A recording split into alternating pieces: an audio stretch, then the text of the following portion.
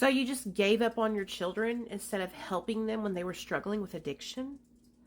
What's up, you guys? My name's Nicole Pludre. I'm a person in recovery. I've been sober for 9 years, and I used to shoot a lot of motherfucking meth. I am following a lady here on TikTok. Her name is Linda, and her daughter passed away from an accidental fentanyl overdose. She was addicted to drugs, and I think she got drugs that had fentanyl in it. Maybe she wasn't aware of it, but it wasn't like she was trying to overdose. It was tainted. The drugs she was using were tainted, and she passed away from it. And she had a comment she was replying to today of somebody saying, like, basically, you kicked your daughter out when she needed you.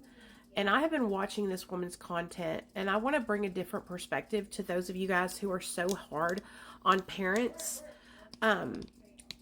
of people who struggle with addiction.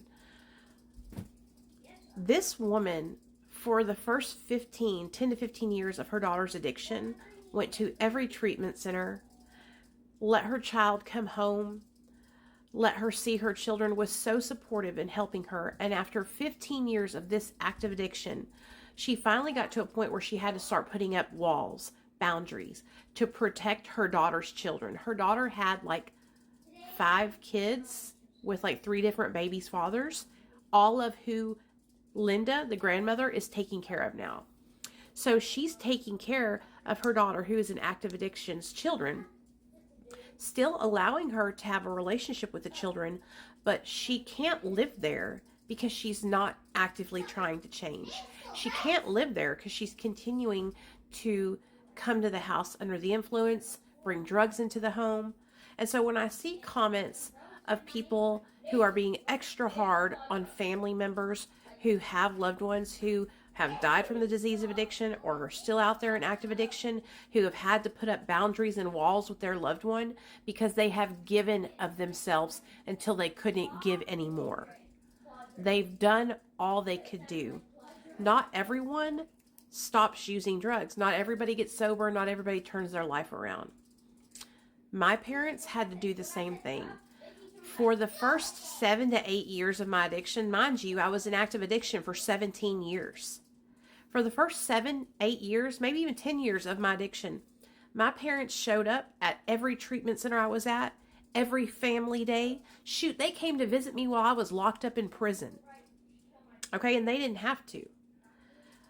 But at some point, they had to put up boundaries and say, hey, you can't be coming around here anymore because you're not getting better.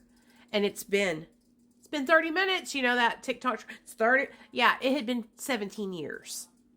So by the time I was on my 17th year of active drug addiction, my parents were at their wits' end.